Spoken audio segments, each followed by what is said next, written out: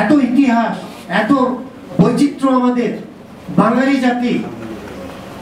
আমরা কি বলে সুজলা সুফলা শস্য শ্যামলা, তাই না? আবার গান আছে আমাদের কি বলে ধন ধান্য পুষ্প ভরা।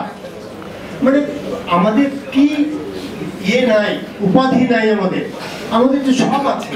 এই যে এখানে আমার বোনেরা এখানে কবিতা লিখলেন, বললেন, আমরা উজ্জীবিত হলাম, আপনারা আমাদের ডেকেছেন, উজ্জীবিত হলাম। কিন্তু আমার কিন্তু এখন অনেকগুলো সংস্থার সাথে আমি জড়িত, যে যেখানে আমাকে ডাকেন যখন পারি আমি আসবো। এইখানটায় হয়তো আজকে আমি মানে ভাবলাম যে আসবো কি আসবো না, সেরকম একটা ব্যাপার আমার কাছে ছিল। কারণ আমার কিছু অন্য জায়গায় কাজও ছিল, সেই ব্যস্ততায় আমি ভেবেছিলাম যে আসবো না। কিন্তু এই যে আপনাদের যে আজকের যে সভাপতি বাপ্পি সর্দার, যেহেতু আমি পরিচিত এবং এই আন্দোলনের সাথে তারাও জড়িত, আমিও জড়িত, কিন্তু আমি কিন্তু না বলার সাহস পাইনি।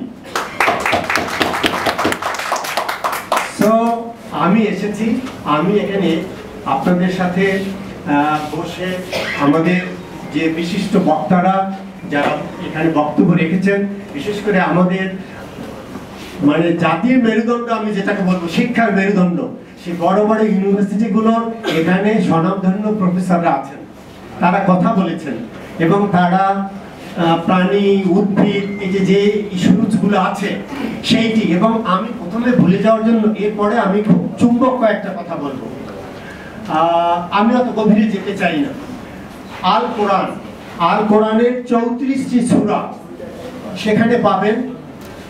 রাব্বুল আলামিন বলেছেন, দি ক্রিয়েটর, তাকে যে নামেই বলুক না কেন, কেউ ভগবান বলে, কেউ গড বলে, কিন্তু রাব্বুল আলামিন, খোদা বলে, আল্লাহ রাব্বুল আলামিন নিজেই বলেছেন। এবং আমরা দেখলাম এই পানি এই নদী নালা খাল বিল, এবং আমার মৃত্যুর পরেও বলা হয়েছে যারা জান্নাত পাবেন তার নিজ দিক দিয়ে নহর, সে নহর মানে আবার ওই নদী পানি। এর মানেটা কি?